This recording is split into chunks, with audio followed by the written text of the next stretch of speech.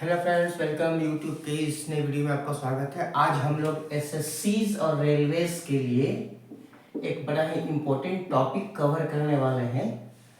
जरा ध्यान से वीडियो को देखिएगा, समझिएगा। एग्जामिनेशन में, आने वाले एग्जामिनेशन में क्वेश्चंस इससे जरूर पूछे जाएंगे।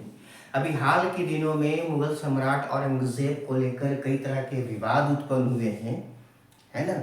तो इससे एग्जामिनेशन में क्वेश्चन बनता है, तो एक नए तौर तरीके से हम पढ़ते हैं। देखिए, जो गाइड में, किताबों में, एक क्लासरूम में जो आपको नहीं बताया जाता है, उस तरह के क्वेश्चन एग्जाम में आ जाते हैं। तो मुगल बादशाह औरंगजेब की मृत्यु 1707 में हुई थी और उसका अंतिम शब्द था आज़मा आज़मा फसाद बाक। ये मुगल सम्राट औरंगजेब का अंतिम शब्द है, आज़मा फसाद बाक, फारसी भाषा में, अर्थात मेरे बाद अराजकता, मेरे बाद अराजकता। और निश्चित रूप से आप देखिए कि औरंगजेब के बाद मुगल साम्राज्य किस तरह से विघटित हुआ और भारत किस एनार्की की कंडीशन में पहुंचा। ठीक है। अभी हाल के दिनों में चारू निवेदिता ने, ये कोई महिला लेखिका नहीं है, एक पुरुष लेखक हैं, चारू निवेदिता ने तमिल भाषा में कन्वर्सेशन विथ औरंगजेब बुक लिखा है। कन्वर्सेशन विथ औरंगजेब बुक लिखा है और इसका अंग्रेजी में जो अनुवाद है वो नंदिनी कृष्णन ने किया है। ठीक है। ये एक तरह का लिपोग्रामेटिक उपन्यास है, ध्यान में रखिएगा। कन्वर्सेशन विथ औरंगजेब एक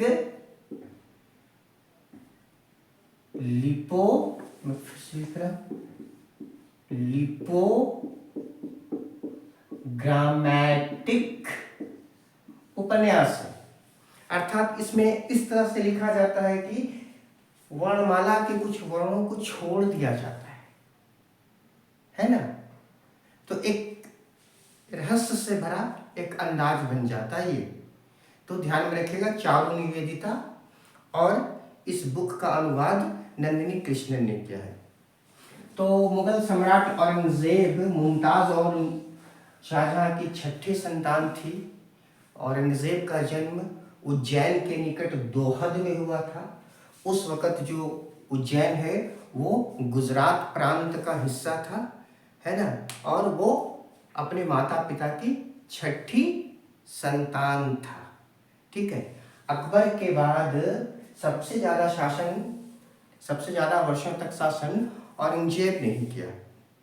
1659 में औरंगजेब का राज्याभिषेक हुआ। उसने 2 बार अपना राज्याभिषेक करवाया था, है ना। जब उत्तराधिकार का युद्ध चल रहा था तो उसके बड़े भाई दारा शिकोह को शाहजहां की सबसे बड़ी बेटी जहां आरा ने समर्थन किया, जबकि औरंगजेब का समर्थन रोशन आरा ने किया जो उनकी बहन थी, और मुराद बख्श जो उनके भाई थे उनका समर्थन औरंगजेब की सबसे छोटी बहन गौहन आरा ने किया। यहाँ पर ध्यान में रखिएगा कि अत्यंत शक्तिशाली होते हुए भी दारा की पराजय हो गई। दारा जो है वो औरंगजेब से उसने 2 बड़े युद्ध किए थे, और घरमट और सामूगढ़ के युद्ध में, घरमट और सामूगढ़ का युद्ध 1658 में हुआ था, जिसमें औरंगजेब ने दारा शिकोह को पराजित करके उसे बंदी बना लिया और बाद में धर्मद्रोही का आरोप लगा करके दारा शिकोह को मौत की सजा दे दी। दारा शिकोह औरंगजेब के सबसे बड़े लड़के थे और कादरी सूफी संप्रदाय के फॉलोवर थे, शिष्य थे। दारा शिकोह ने मजमा उल बहरीन उल बहरीन किताब लिखी। मजमा उल बहरीन का मतलब है दो महासागरों का मिलन, दो महासागरों का संगम, इस्लाम और हिंदुत्व का संगम। दारा शिकोह ने 52 उपनिषदों का फारसी भाषा में अनुवाद करवाया और उसका नाम सीर ए अकबर रखा। सीर ए अकबर का अर्थ होता है महान रहस्य, है ना। तो औरंगजेब का मतलब क्या होता है, औरंगजेब नाम का क्या अर्थ है? तो फारसी भाषा में औरंगजेब के नाम का मतलब होता है ए हैंडसम पर्सनालिटी, खूबसूरत व्यक्ति। निश्चित रूप से उसकी माता मुमताज बेगम बहुत खूबसूरत महिला थी, शाहजहां भी बहुत हैंडसम पर्सन थे, तो उनकी संतानें तो निश्चित रूप से खूबसूरत होंगी ही। तो औरंगजेब का मतलब होता है ए हैंडसम पर्सनालिटी। औरंगजेब ने संगीत पर प्रतिबंध लगाया था, लेकिन ये बात ध्यान में रखिएगा कि वो वीणा बहुत अच्छा बजाता था, है ना। औरंगजेब के संबंध में जो सबसे ऑथेंटिक जानकारी है वो सर यदुनाथ सरकार की बुक औरंगजेब के इतिहास से मिलती है।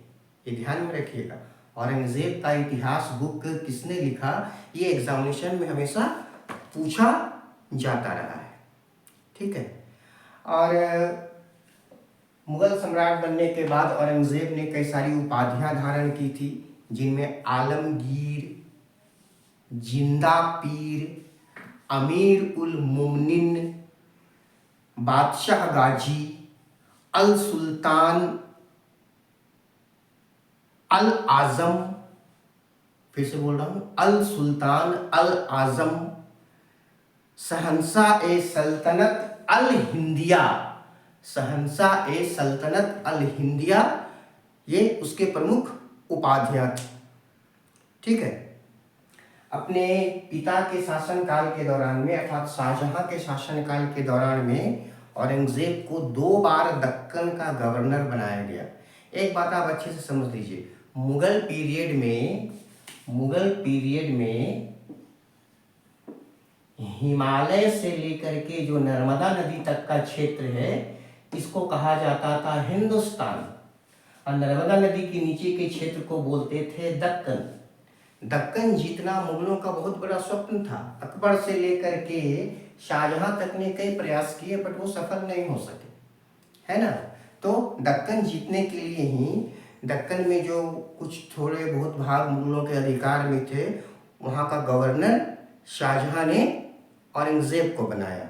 और आपसे ये पूछा जाता है एग्जामिनेशन में कि कब कब वो दक्कन का गवर्नर बना था, ठीक है। तो पहली बार 1634 ईस्वी में और दूसरी बार 1652 ईस्वी में उसको दक्कन का गवर्नर बनाया गया था। और यहाँ पर औरंगजेब ने मुगल आर्मी और मुगल सेटलमेंट का अच्छे तरीके से मैनेजमेंट किया, ठीक है। सुल्तान बनने के बाद उसकी धार्मिक नीति और प्रखर स्पष्ट रूप से सामने आने लगी। सबसे पहले तो उसने कई ऐसे धार्मिक डिसीजन लिए जो अगेंस्ट द हिंदू थे, जैसे तुलादान, झरोखा दर्शन, हिंदू राजाओं के मस्तक पर तिलक लगाना, नवरोज फेस्टिवल, ये उसने बंद करवा दिया। सिक्कों पर कलमा खुदवाना बंद कर दिया। ये जो नवरोज फेस्टिवल है ना, वो पारसी धर्म का न्यू ईयर का फेस्टिवल है, और इसे हर साल बड़े धूमधाम से मनाने की परंपरा दिल्ली सल्तनत के सुल्तान बलबन ने शुरू की थी, औरंगजेब ने वो बंद कर दी, ठीक है। तुलादान में बादशाह को तराजू में तौला जाता था और उसके बराबर का सोना दान में दिया जाता था। उसने औरंगजेब ने 1663 ईस्वी में सती प्रथा पर बैन लगा दिया, संगीत पर प्रतिबंध लगाया। कहा जाता है कि संगीतकारों ने संगीत की शव यात्रा निकाली, तो औरंगजेब ने पूछा कि ये क्या है, तो कहा कि ये संगीत की शव यात्रा है, क्योंकि आपने संगीत पर बैन लगा दिया है। तो औरंगजेब ने जवाब दिया कि इसे इतनी गहराई में दफन करना कि दोबारा से ये वापस ना बाहर निकल सके। हालांकि वो वीणा बहुत अच्छा बजाता था, है ना। तो इसके बाद औरंगज़ेब ने मुसलमानों के दैनिक जीवन के आचरण को नियंत्रित रखने के लिए मुहतसिब नाम के अधिकारी नियुक्त किए, जो ये देखते थे कि मुसलमान कुरान और हदीस के दिए गए नियमों के अनुसार जीवन व्यतीत कर रहे हैं या नहीं। अगर वे उल्लंघन करते हुए पाए जाते तो उन्हें सजा दी जाती थी, है ना। इसके बाद उसने एक बड़ा कठोर डिसीजन लिया। 1675 ईस्वी में सिखों के 9वें गुरु तेग बहादुर जी की हत्या करवा दी। ठीक है। औरंगज़ेब के संबंध में बहुत सारी ऐसी किताबें हैं जो उस वक़्त लिखी गई, जिनसे औरंगज़ेब के संबंध में जानकारी मिलती है। इनमें 2-3 बुक्स जो है ना वो बड़ा ही नॉर्मल है, आपको एग्जामिनेशन में हमेशा पूछेगा। जैसे खुलासत उल तवारिख, जैसे खुलासत उल तवारीख। तवारीख का मतलब हिस्ट्री होता है, इतिहास होता है। तो इस बुक को सुजान राय खत्री ने लिखा है ना। इसके बाद फुतुहात ए आलमगीरी, फुतुहात ए आलमगीरी, इसे ईश्वर दास ने लिखा है। और एक किताब है नुस्ख ए दिल कुशा, नुस्ख ए दिल कुशा, इसे भीमसेन ने लिखा है। मेरा आपको बहुत अच्छा एक सुझाव है कि इन तीनों किताबों को आप अच्छे से याद करके रखिएगा। आपको एसएससी और रेलवेज के किसी भी एग्जामिनेशन में ये किताब का नाम और उसके राइटर्स का जो नाम है वो पूछा जा सकता है। ठीक है। तो औरंगज़ेब की एक चिर प्रतीक्षित इच्छा थी दक्कन की विजय, दक्कन की विजय।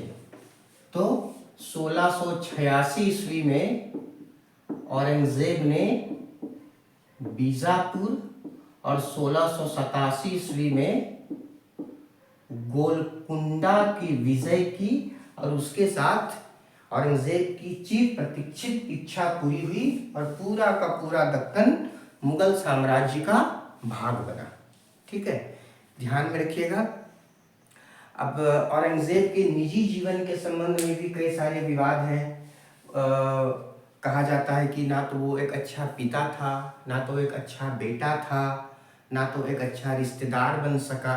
हालांकि ये विवाद का विषय हो सकता है ना। तो उसके अपने संतानों के साथ भी कुछ संबंध अच्छे नहीं थे। औरंगज़ेब का सबसे बड़ा बेटा कौन था, ये आपको एग्जाम में पूछा गया है और आगे भी पूछा जाएगा। तो औरंगज़ेब के सबसे बड़े बेटे का नाम, औरंगज़ेब के सबसे बड़े बेटे का नाम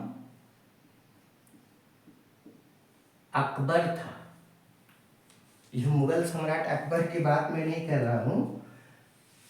औरंगज़ेब के सबसे बड़े बेटे का नाम अकबर था। पिता की नीतियों का उसने विरोध किया, विद्रोह भी किया, और अंततः उसे भारत छोड़ करके जाना पड़ा। और भारत के बाहर ही औरंगज़ेब के सबसे बड़ी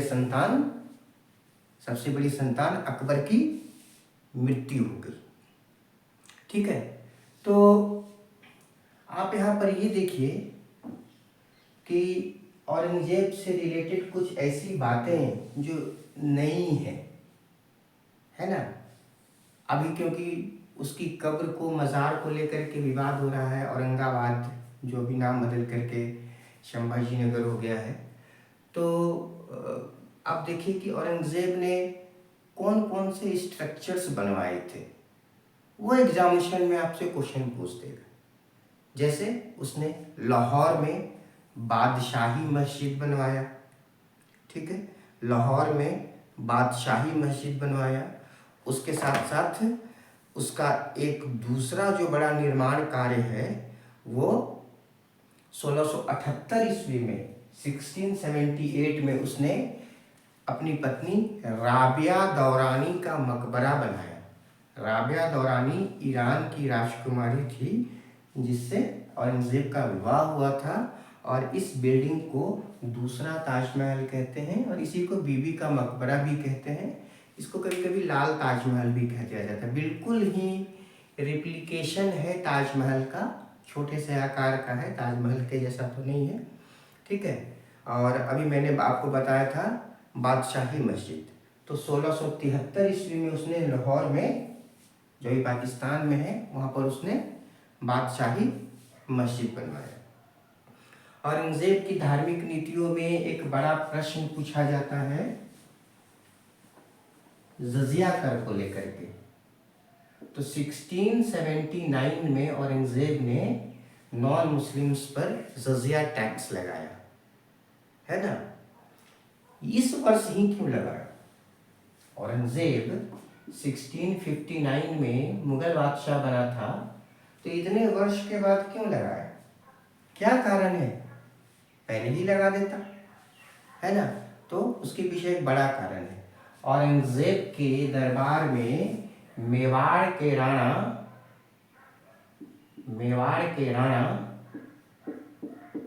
जसवंत सिंह थे।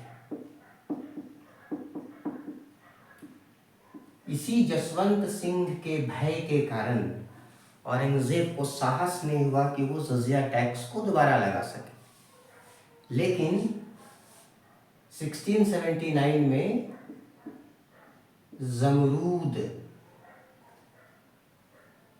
जमरूद अफगानिस्तान में कोई एक जगह है, जमरूद में युद्ध करते हुए राणा मारे गए और राणा के बड़े बेटे पृथ्वी सिंह की हत्या करा दी गई, है ना।